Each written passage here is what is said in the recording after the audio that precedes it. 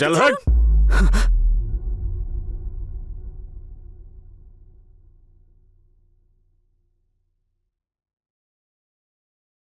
টাকা উসুল করবার অনেক পদ্ধতি জানা আছে।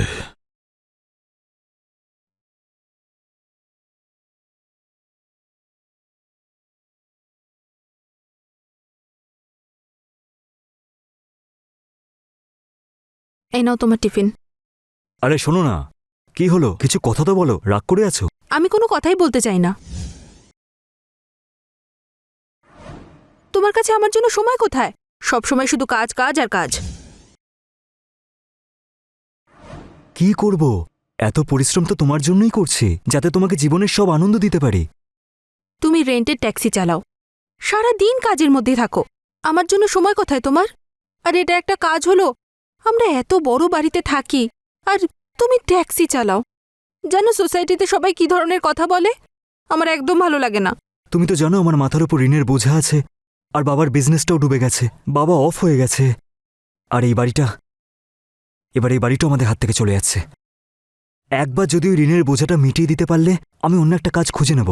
হ্যাঁ, এবার একটু হাসো হাসো, আর রাগ করো না।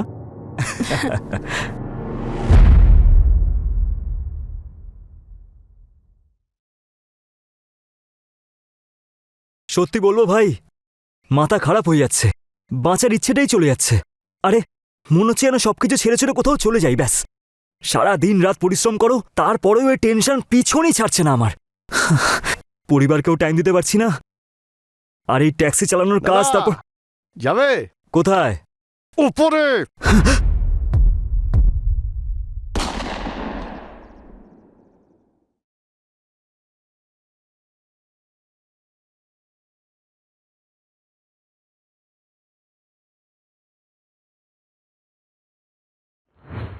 দিন দুপুরে এক ট্যাক্সি ড্রাইভার দীপককে গুলি করে হত্যা করা হলো, আর বাইকে আসা অপরিচিত হত্যাকারী পালিয়ে গেল। দীপককে সঙ্গে সঙ্গেই পাশের সরকারি হসপিটালে নিয়ে গিয়ে ভর্তি করে দেওয়া হলো, কিন্তু দীপক হসপিটালেই মারা গেল। আসলে কি কারণ থাকতে পারে এই হত্যার পিছনে? শুনুন, আপনি শান্ত হন।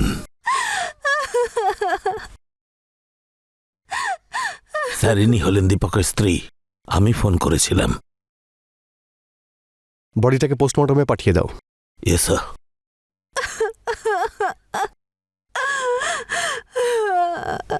দেখুন, আপনি একটু শান্ত হন। আপনাকে কয়েকটা প্রশ্ন করার আছে। আপনাকে থানায় আসতে হবে।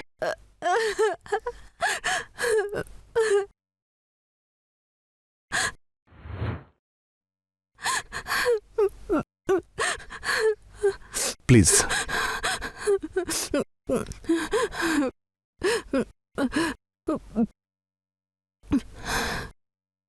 দেখুন, আমি বুঝতে পারছি কোন পরিস্থিতির মধ্যে দিয়ে এখন আপনি যাচ্ছেন, কিন্তু প্লিজ আপনি একটু কোঅপারেট করুন, যাতে আপনার হাজবেন্ডের খুনিকে আমরা ধরতে পারি। স্যার, দীপক তো খুব সাধারণ একজন মানুষ ছিল। ও তো কারোর কোনোদিনও ক্ষতি করেনি। তাহলে ওকে কে এত নির্মমভাবে হত্যা করলো স্যার? দীপক বাবুর কারুর সঙ্গে শত্রুতা বা ঝগড়া ছিল?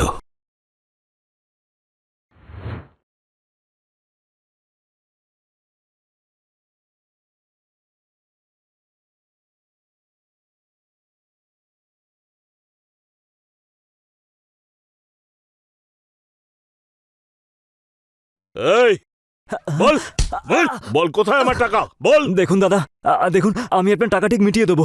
এখন আমার কাজের অবস্থা ভালো না, তাই আস্তে আস্তে সব টাকা দিয়ে দেবো। এই, তোর কাজ আস্তে আস্তে চলুক বা দৌড়ক, যদি আমি আমার টাকা না পাই না, তাহলে কি করছেন আপনি? চল হাট।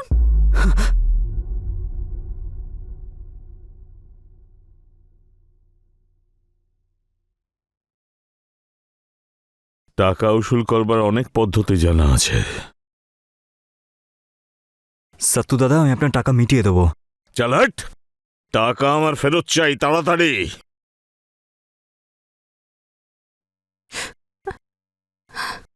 তুমি এক কাজ করো, তুমি আমার সব গয়না বেচে দাও, কিন্তু ধার শোধ করে দাও তুমি। পাগল হয়ে গেছো নাকি? আমি সব দিয়ে দেবো। আর তুমি আমার কথা মন দিয়ে শোনো, যদি বাই চান্স আমার কিছু হয়ে যায় না, তখন তুমি ইন্স্যুরেন্সের টাকা দিয়ে এইসব ধার শোধ করে দিয়ে একটা ভালো জীবন কাটিয়ে নিও প্লিজ। এসব কি বলছো তুমি? তুমি এটা জানো না, সত্তু দাদা খুব ডেঞ্জারাস লোক। এই সত্তর ব্যাপারে খোঁজ নাও আর ওকে নিয়ে এসো। স্যার আচ্ছা, আপনি তাহলে এখন আসতে পারেন। আমাদের প্রয়োজন হলে আপনার সঙ্গে কন্ট্যাক্ট করে নেব। আপনি চিন্তা করবেন না, আমরা আপনার হাজবেন্ডের খুনিকে অবশ্যই ধরব। ঠিক আছে স্যার।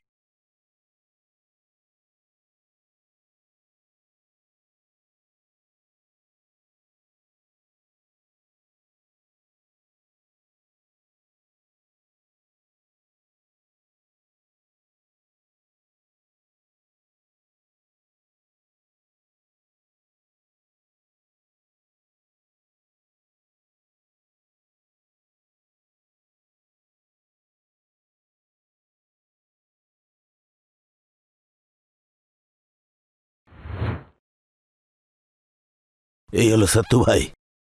স্যার আমায় কেন তোলা হয়েছে? কি করেছি আমি? দীপককে খুন করার পরে আবার জিজ্ঞেস করছিস কি করেছি? স্যার আমি কেন ওকে প্রাণে মারবো? কারণ ও তোর কাছ থেকে টাকা নিয়েছিল। হ্যাঁ স্যার, আমি সুদে টাকা খাটানোর ব্যবসা করি। দীপক আমার থেকে 6 লাখ টাকা নিয়েছিল, কিন্তু ফেরত দিচ্ছিল না। তাই তুই ওকে মেরে ফেলবি? না স্যার, দেখুন আমি ধান্দা করে খাই, টাকা সুদে খাটানোই আমার কাজ। হ্যাঁ, এখন যে মানুষের থেকে আমি টাকা ফেরত পাবো তাকে কেন আমি প্রাণে মারবো? তাতে কি আমার টাকা ফেরত চলে আসবে? সেই মানুষটা বেঁচে থাকলে তবেই তো আমার লাভ হবে। একে আটকে রাখো যতক্ষণ না তদন্ত শেষ হচ্ছে। স্যার স্যার স্যার শুনছেন?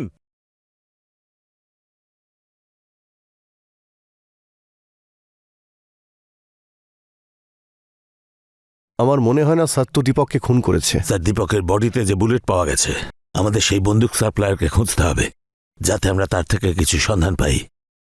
রাইট, খোঁজ নিয়ে দেখো বুলেটটা কোন বন্দুকের, আর এটা সাপ্লায়ার কে, আর সমস্ত খোঁচরদের অ্যাক্টিভ করো ফাস্ট। স্যার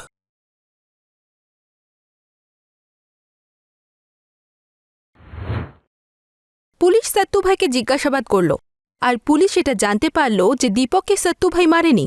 তাহলে কি সত্যিই দীপকের খুনের পিছনে সত্তু ভাইয়ের হাত ছিল না? একদিক থেকে ভেবে দেখতে গেলে হয়তো সত্তু ভাইয়ের কথা বিশ্বাস করা যেতেই পারে। দীপকের হত্যার ঘটনার রহস্য বাড়তেই থাকছিল। দীপকের সাথে সাথে কি রসিকার প্রাণেরও ভয় রয়েছে? এমন কেউ আছে যে রসিকাকে বারবার লুকিয়ে লুকিয়ে দেখছিল। পুলিশ তাদের তদন্ত জারি রেখেছিল, আর তখনই পুলিশের হাতে একজন অস্ত্র সাপ্লায়ার ধরা পড়ে। দেখুন স্যার, এ হলো মুন্না, মাল সাপ্লাই করে থাকে।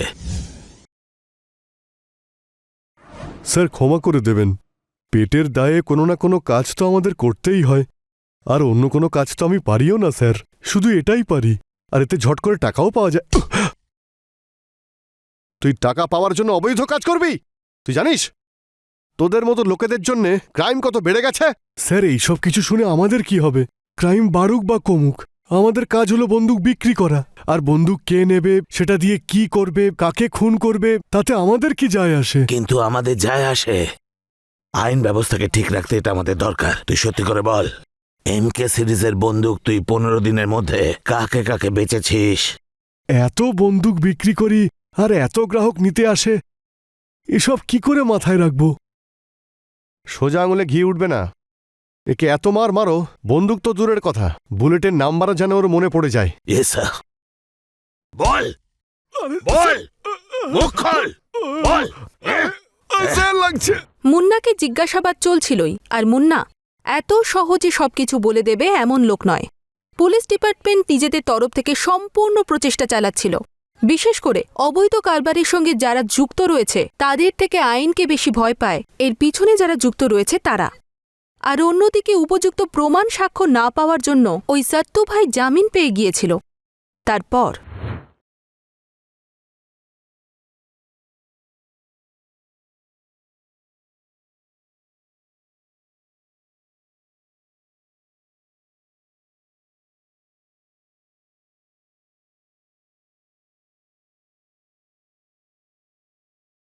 কে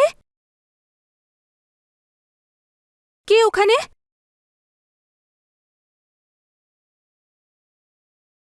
কে ওখানে?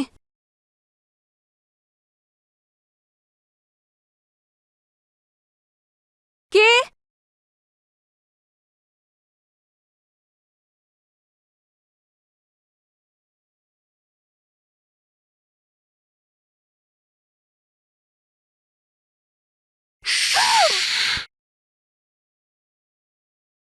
বেশি আওয়াজ করবার চেষ্টাও করবি না, নয়তো যেখানে তোর স্বামী গেছে না সেখানেই পাঠিয়ে দেব তোকে, বুঝলি? তুমি মেরেছো দীপককে?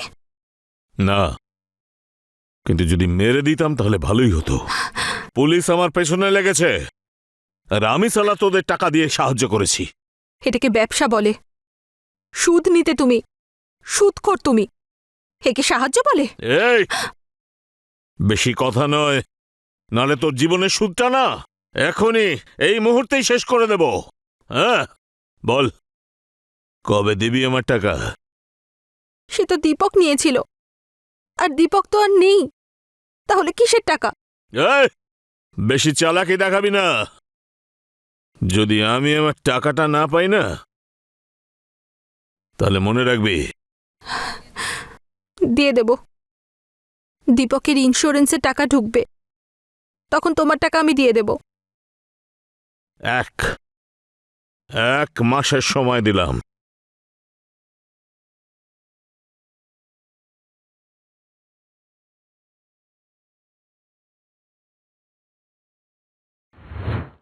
স্যার, কি হয়েছে? কিছু ইনফরমেশন পেলে? স্যার ওকে কয়েক ঘা দিতেই ও তখনই এম সিরিজের বন্দুক কাকে কাকে বেঁচেছে তাদের স্কেচ করিয়ে দিয়েছে। এই স্কেচগুলো তুমি সব থানাতে ছড়িয়ে দাও। Okay sir. মনে হয় না এই কাজটা কোনো হিস্ট্রি শিটারের। কেন স্যার? যে দূরত্ব থেকে গুলি করা হয়েছে তাতে মনে হচ্ছে কাজটা নতুন কারো। এমকে সিরিজের বন্দুক বেশিরভাগ লোক কিন্তু ব্যবহার করে না, কারণ এটা ডেইলি ইউজ হয়ে গেছে, আর এটা খুবই সস্তা, আর বেশিরভাগ ধরা পড়ার চান্স থাকে। এমনটা কেন স্যার? এমকে সিরিজের ফুল ফর্ম হলো মার্ক, আর এটা খুব সহজেই অ্যাভেলেবেল। এর লাইসেন্সও খুব ইজিলি পাওয়া যায়, আর এর রেঞ্জও খুব কম হয়। আর কোনো হিস্ট্রি শিটার এত কম দূরত্বে ফায়ার করার রিস্ক নেয় না। এতে রিস্ক নেওয়ার মানে হলো মিসও হয়ে যেতে পারে। যদি টার্গেট মিস হয় তাহলে যে গুলি চালিয়েছে সে ধরাও পড়তে পারে। ঠিক সেরকমই মুন্না করেছে, কারণ ওর গ্রাহক কমে গেছে, সেই জন্যও স্কেচ বানিয়েছে। হতে পারে স্যার। তাও এই স্কেচগুলো সব থানাতে ছড়িয়ে দাও। Okay sir.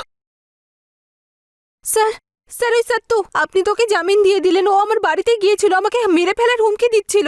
দেখুন, ওর বিরুদ্ধে কোনো প্রমাণ নেই বলে ওকে আমরা ছেড়ে দিয়েছি। ওনাকে হুমকি দেওয়ার রিপোর্ট তুমি লেখাও আর সত্যকে নিয়ে এসো। ওকে স্যার, চলুন।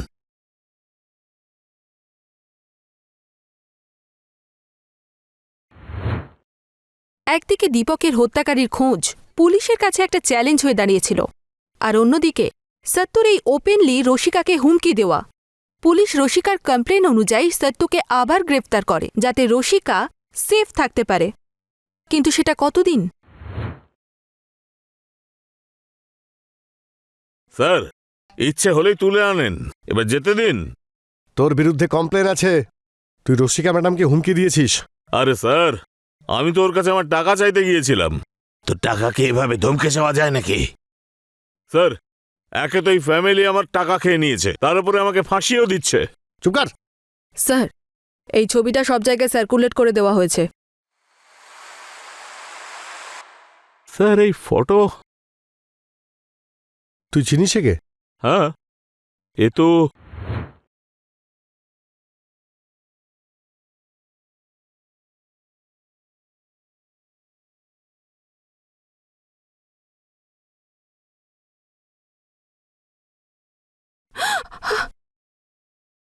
ঋষি, তুমি তুমি তো ভয় পাইয়ে দিয়েছিলে।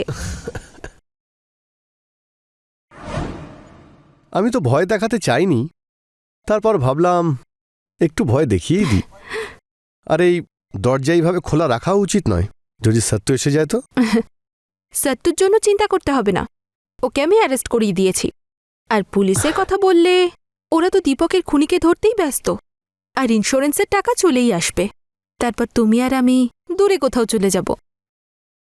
দূরে তো যাবই, আগে তুমি একটু কাছে তো এসো।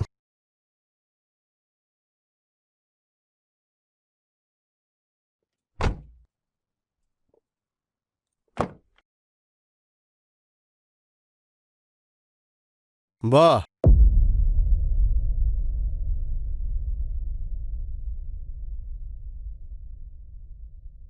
খুব ভালো প্ল্যানিং ছিল। পুলিশ এতটাও বোকা নয় যতটা আপনি ভেবেছিলেন। আমি আপনার বাড়ির বাইরে একজন কনস্টেবলকে রেখে দিয়েছিলাম নজর রাখার জন্যে। আর তাছাড়া সত্তু আমাদের ওর পরিচয় দিয়েই দিয়েছে। নিয়ে চলো দুজনকে, চলো।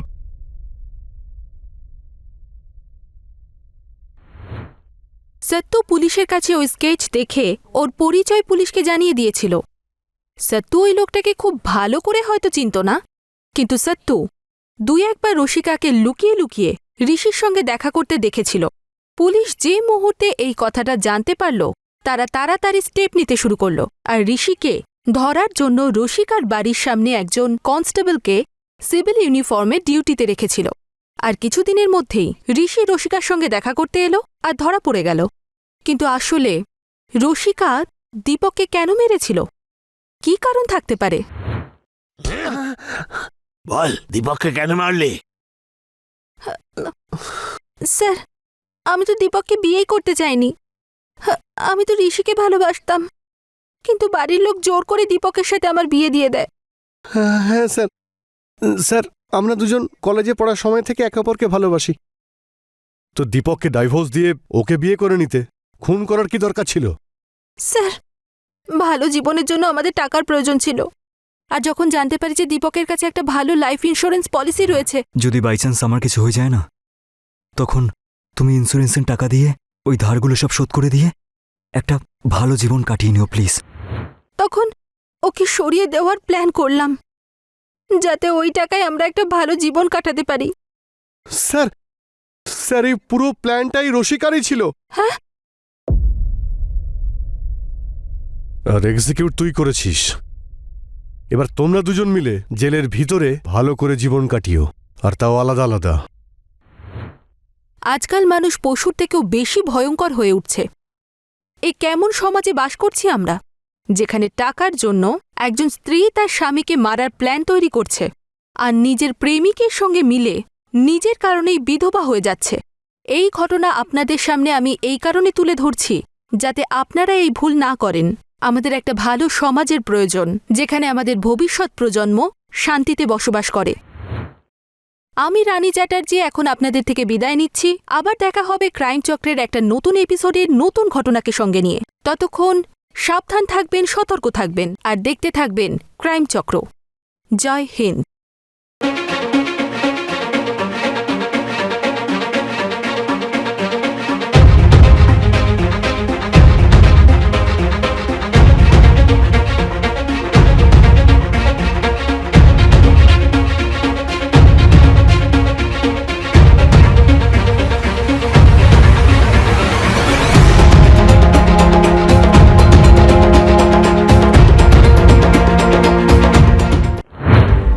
রওনাকে তল্লাশির জন্য পুলিশ আশপাশের থানা আর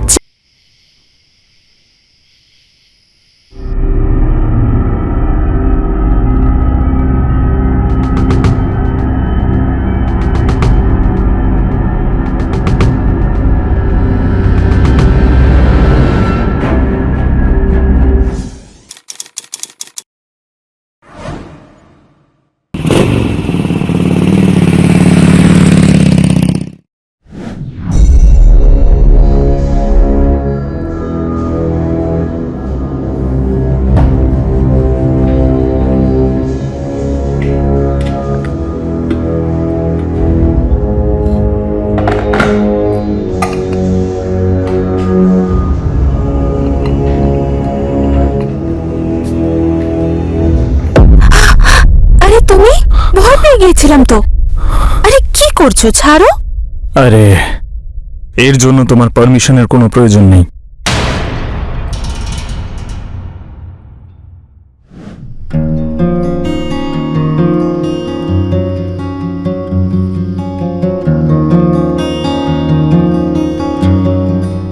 আহা, কি দারুণ গন্ধ আসছে।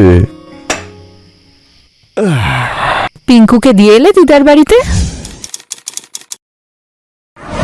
হ্যাঁ, ওকে দিয়ে এসেছি। তুমি তো জানোই, যখন স্কুলে 3-4 দিন ছুটি থাকে ও জেদ করে দিদার বাড়িতে যাব, দিদার বাড়িতে আমাকে দিয়ে এসো। আর ওখানে গেলেই ও খুব ভালো থাকে। এটা তো একদম ঠিক বলেছো তুমি। রনক, রনক, আরে তাড়াতাড়ি খেতে আয়। আরে ও তো বাড়িতে নেই, আর ওকে ফোনেও পাচ্ছি না। কোথায় গেছে? বললো যে কিছুক্ষণের মধ্যে চলে আসবে। এখন তো অনেক দেরি হয়ে গেছে, 9:30 বেজে গেল। এবার আমার খুব টেনশন হচ্ছে। টেনশন করো না, হয়তো কোনো বন্ধুর বাড়িতে গেছে। আমি এখনই ফোন করে দেখছি।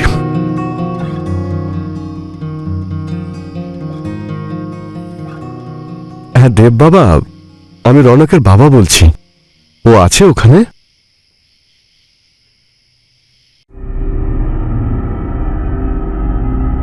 কিছু জানতে পারলে?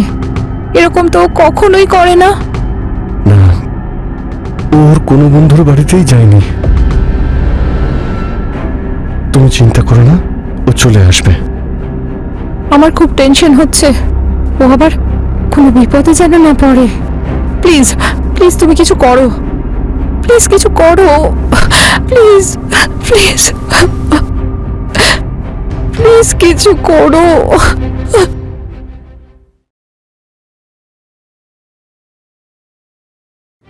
মিডল ক্লাস ফ্যামিলিতে সবসময় একটা সময়ের পর বাচ্চাদের বাইরে বেরোনো আর তার কোনো খোঁজ না পাওয়া পরিবারের কাছে একটা চিন্তার বিষয়। কোথায় থাকতে পারে রনক, যে কোনোদিনও এত রাত পর্যন্ত বাইরে থাকে না? স্যার, স্যার কি ব্যাপার? স্যার মিসিং কমপ্লেন লেখাতে এসেছি। প্লিজ আসুন, বসুন।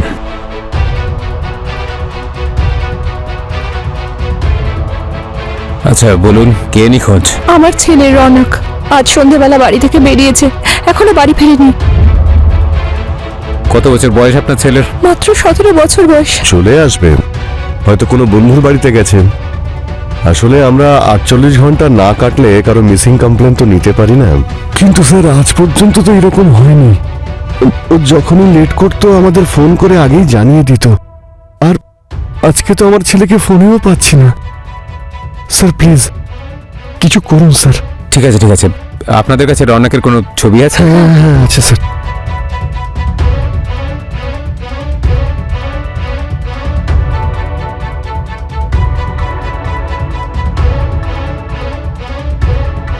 এই ফটোটা সব থানাতে সার্কুলেট করে দাও। স্যার আপনারা চিন্তা করবেন না, আমরা ওকে ঠিক খুঁজে বের করব। আচ্ছা, ধন্যবাদ স্যার, ধন্যবাদ ধন্যবাদ।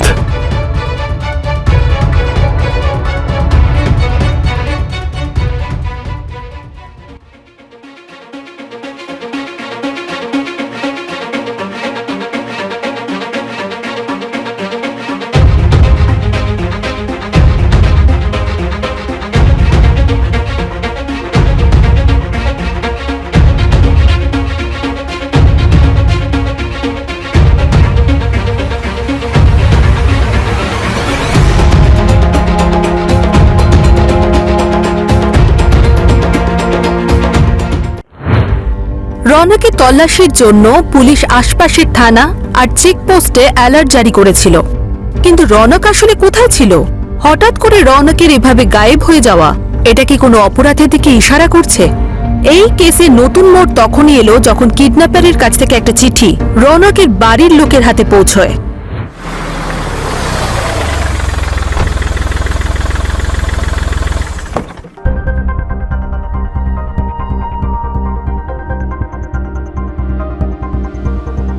রমেশবাবু, কি হয়েছে? আপনি ফোন করেছিলেন?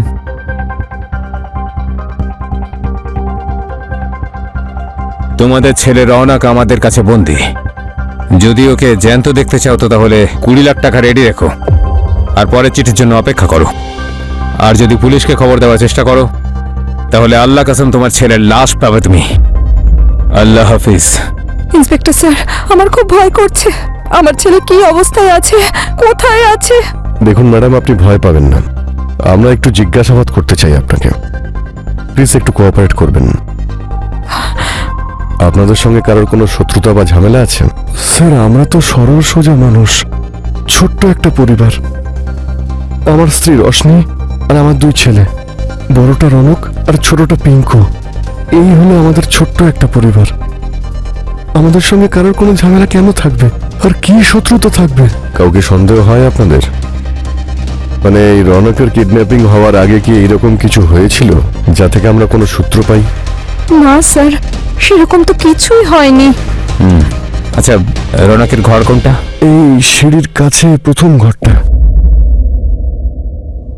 আমাদের রৌনকের ঘর তল্লাশি করতে হবে, যদি কোনো সূত্র পাওয়া যায় যার থেকে বোঝা যায় যে এসবের পেছনে কে আছে।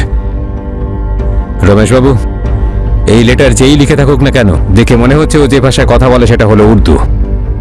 আপনার চেনা পরিচিতের মধ্যে কেউ এমন আছে যে মুসলিম? না স্যার, তেমন তো কেউ নেই। আপনাদের বাড়িতে কারা কারা যাতায়াত করেন? আমরা দুজন ছাড়া আমাদের বাড়ির মেড আর মধু, যে আমাদের বাচ্চার টিউশন টিচার। একটা কাজ করো, স্যার। কনস্টেবলের সঙ্গে যাও, মেয়েটকে জিজ্ঞাসাবাদ করো আর মধুকে থানায় ডাকো। স্যার।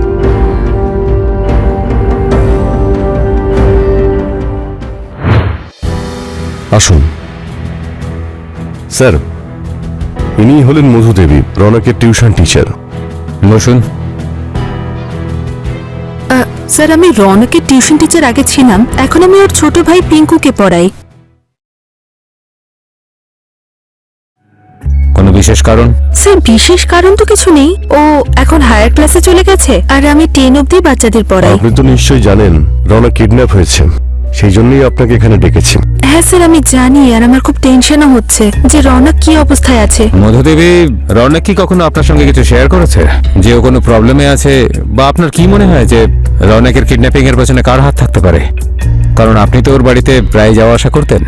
হ্যাঁ স্যার, যাতায়াত তো লেগেই থাকে, কারণ সপ্তাহে 5 দিন আমি ওর ভাইকে পড়াই, আর আগে আমি ওকেও পড়াতাম, তাই অনেক বছর ধরেই যাতায়াত আছে স্যার।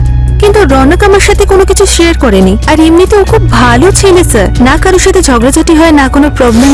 রনকের কোনো মুসলিম বন্ধু বা সেরকম কেউ ছিল? দেখুন, যদি আপনি কিছু জানেন তাহলে আমাদের প্লিজ বলুন, এটা রৌনকের জীবন মৃত্যুর প্রশ্ন। স্যার, রমেশ বাবু আর রোশনি দেবীর একটা বন্ধু আছে, ও মুসলিম, আর ওর আগে খুব যাতায়াত ছিল। আগে মানে? স্যার, আগে মানে এই মুহূর্তে ওদের মধ্যে কিছু প্রবলেম চলছে, কারণ রমেশ বাবুর ওর বাড়িতে আসা রোশনি দেবীর সঙ্গে কথা বলাটা পছন্দ নয়। আচ্ছা, এদের নামটাম কিছু জানেন? স্যার, নামটা তো আমার মনে নেই। আর হ্যাঁ, আরেকটা জিনিস স্যার, রোশনি দেবীর যে মেড আছে ও মুসলিম স্যার। ঠিক আছে, আপনি যান, যদি কিছু দরকার পড়ে তাহলে আপনার সঙ্গে কন্ট্যাক্ট করব। ঠিক আছে স্যার, থ্যাংক ইউ। এই মেয়েদের ব্যাপারে কিছু খবর পাওয়া গেল? এখনো অবধি না স্যার। তাহলে রমেশবাবু আর রোশনি দেবীর কমন ফ্রেন্ডের ব্যাপারে খোঁজ নাও। স্যার।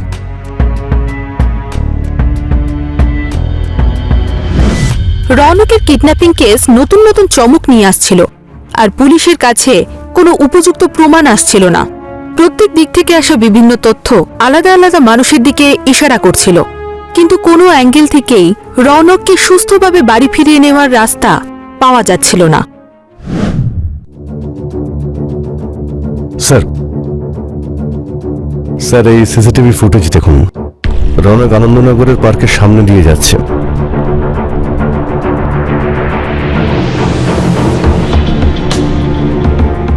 আর তারপরের রাস্তাতে কোনো ক্যামেরাই ছিল না, তো এর পরেও কোথায় যায় সেটা বোঝা মুশকিল।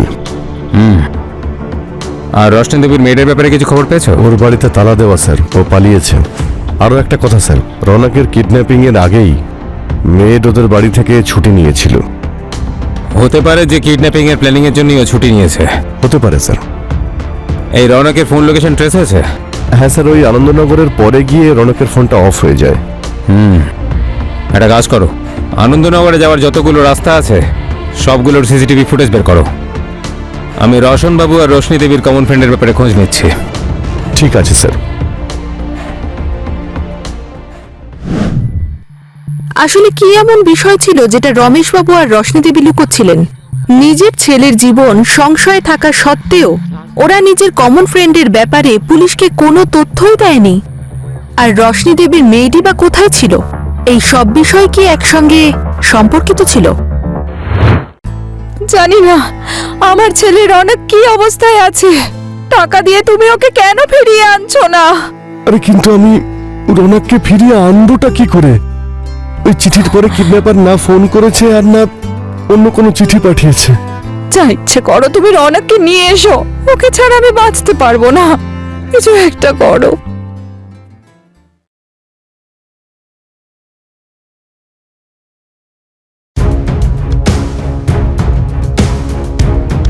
রমেশ বাবু, আরে ইন্সপেক্টর, আপনি আমার ছেলের খোঁজ পেয়েছেন? ইনভেস্টিগেশন চলছে। আমি আপনাদের দুজনের কাছে কিছু জানতে চাই। আমি খবর পেয়েছি যে আপনাদের দুজনের কিছু কমন ফ্রেন্ডও ছিল, যারা খুব আসা যাওয়াও করতো আপনার বাড়িতে। কে স্যার? সে তো আপনি আমাদের বলবেন। যার ঘরে আসা যাওয়ার কারণে আর রোশনি দেবীর দেখা করাতে আপনার খুব অসুবিধাই হতো। তেমন তো কেউ নেই স্যার। আর এই কথাটা আপনাকে কে বলেছে? মধু বলেছে। কিন্তু মধু ম্যাডাম এরকম কেন বললেন? সেটাই তো খোঁজ নিতে চাইছি, যে ও মিথ্যে বলছে না আপনারা দুজন। স্যার, আমাদের ছেলে বিপদে রয়েছে আর আপনারা আমাদেরকেই সন্দেহ করছেন। দেখুন, জিজ্ঞাসাবাদ করা আমাদের কাজ, আর অপরাধের মুখের ওপরে তো আর লেখা থাকে না যে সে অপরাধ করেছে নাকি করেনি। স্যার, আমরা সত্যি বলছি, আমাদের এরকম কোনো ফ্রেন্ড নেই যার বিষয়ে মধু ম্যাডাম বলেছেন। ঠিক আছে, আমরা তো খোঁজ নিয়েই নেব।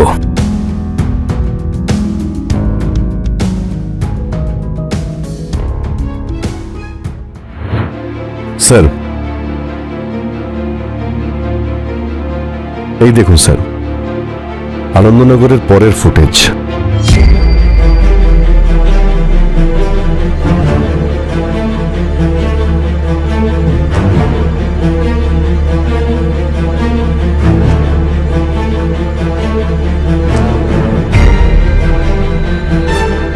এখানে তো দেখা যাচ্ছে এই বাইকওয়ালা রৌনকের সঙ্গে কথা বলছে, আর তারপর দুজন একসঙ্গেই বেরোচ্ছে। একটা কাজ করো, এই বাইকটা আর ওই লোকটার খোঁজ নাও। দেখো কে হতে পারে, রমেশবাবু আর রোশনি দেবীর কোনো বন্ধু, বা ওদের মেয়েদের কোনো ফ্যামিলি মেম্বার, বা অন্য কেউ। স্যার, ওদের মধ্যে কেউ না। এই গাড়িটা মধু ম্যাডামের নামে রেজিস্টার। ও, তাহলে এই ব্যাপার। তার মানে সব কথাই মিথ্যে ছিল, আর এই সব খেলার পেছনেই মধুরই হাত আছে। তুলে নিয়ে এসো ওকে। স্যার, মধু ম্যাডাম তো লকআপে। জিজ্ঞাসাবাদ করা এটা জানা গেছে যে মধু ম্যাডামের বয়ফ্রেন্ড শিবম, উনি গাড়ি নিয়ে গেছিলেন, আর ঠিক ওই সময় কিডন্যাপিং হয়। তাহলে ওর বয়ফ্রেন্ডকে খুঁজে বের করো, নিয়ে এসো ওকে। স্যার,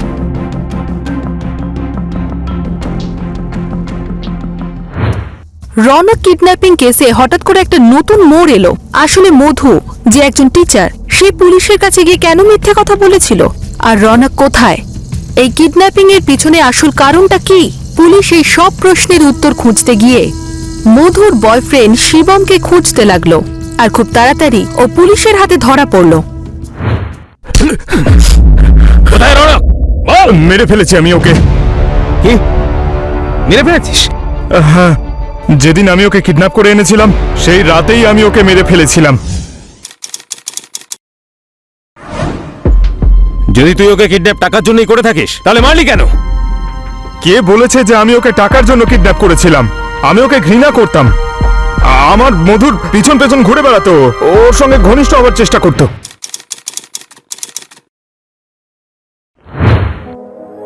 এভাবে রিলেশনশিপের কতদিন থাকবে? বিয়ের কোনো ইচ্ছে আছে তোমার? বিয়ের জন্য টাকার প্রয়োজন, আর টাকা এই মুহূর্তে আমাদের কাছে নেই। একবার টাকা জোগাড় করে নি, তারপর আমরা বিয়েও করে নেব। আরে কিন্তু হ্যালো ম্যাম, হাই রৌনক, কেমন আছেন আপনি? আমি ভালো আছি। ম্যাম, আপনি জানেন আপনি আমাকে ডিভাইডেড যে ফর্মুলাটা শিখিয়েছিলেন, কলেজে শুধু ওটা আমিই করেছিলাম, আর কেউ করতে পারেনি। কি ব্যাপার? হ্যাঁ, থ্যাংক ইউ ম্যাম, সবকিছু আপনার জন্যই হয়েছে। আচ্ছা ম্যাম, ঠিক আছে, যদি আমার কোনো রকম ডাউট থাকে তবে বিকেলবেলা এসে আপনাকে একটা ফোন করব, চলবে তো? হ্যাঁ নিশ্চয়ই, চলে এসো। Okay ma'am, bye. Bye. Thank you. কি ছিল এসব? কি ছিল মানে? মানে তুমি ওকে হাত কেন করলে? ও স্টুডেন্ট আমার। স্টুডেন্টকে কেউ হাত করে? একটু বেশি ইনসিকিউর হচ্ছ না? Whatever you think, I don't like it. সারাক্ষণ শুধু ও আমার মধুর আগে পিছনে ঘুরে বেড়াতো, ওর পিছনেই পড়ে থাকতো, ওর সঙ্গে অত ঘনিষ্ঠ হয়ে কথা বলতো। আমার এইসব একদম ভালো লাগতো না। তুই মনের ভেতরে এই নোংরামির কারণে একটা নিরীহ বাচ্চাকে মেরে ফেললি। রৌনকের বডি কোথায়? ওকে খুন করলি কি করে?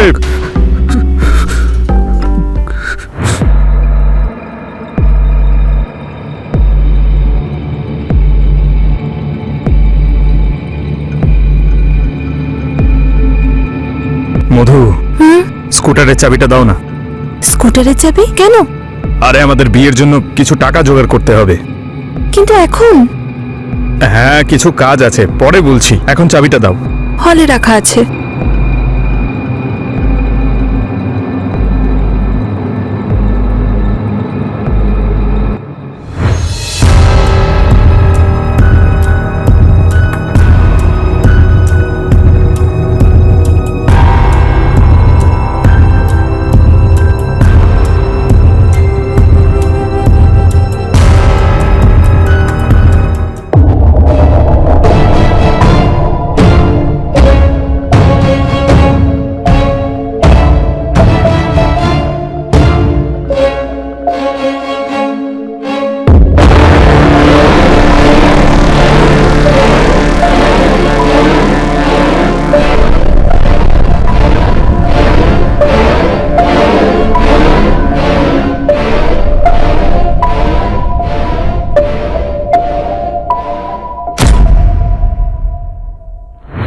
শিবম জিজ্ঞাসাবাদে বলেছিল যে কিভাবে কতদিন ধরে ও রৌনকের আসা যাওয়া এবং তার টাইম নোটিস করে রাখছিল, আর সুযোগ পেতেই রৌনকের সঙ্গে দেখা করলো আর ওকে কোনো কাজের অজুহাত দিয়ে রৌনককে একটা খালি ঘরের মধ্যে নিয়ে গেল আর ওখানে ওকে নির্মমভাবে হত্যা করে দেওয়া হলো। পুলিশের জিজ্ঞাসাবাদের পর এই কথাটাও সামনে এলো যে রৌনককে কিডন্যাপ করার পর প্রথমে মধুকে জানানো হয়নি, কিন্তু পরে জানানো হয়েছিল। ততক্ষণে রৌনককে হত্যা করা হয়েছিল। আর পুলিশকে বোকা বানানোর জন্য শিবম চিঠিটা একটু উর্দু প্যাটার্নে লিখে আর মধুর সাহায্য নিয়ে কেসটাকে জটিল করার চেষ্টা করেছিল। এবার তুই আর মধু যাবি গারদের পেছনে, একটা নিরীহ বাচ্চার মৃত্যু, কিডন্যাপ আর পুলিশকে ভুল বোঝানোর জন্য।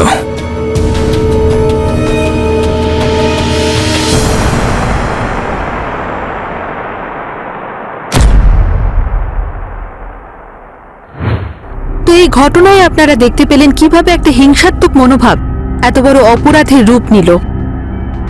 আমি রানী চ্যাটার্জি এখন আপনাদের থেকে বিদায় নিচ্ছি। আবার দেখা হবে ক্রাইম চক্রের একটা নতুন এপিসোডে একটা নতুন ঘটনার সঙ্গে। ততক্ষণ সুরক্ষিত থাকুন, সতর্ক থাকুন আর ক্রাইম চক্র দেখতে থাকুন। জয় হিন্দ।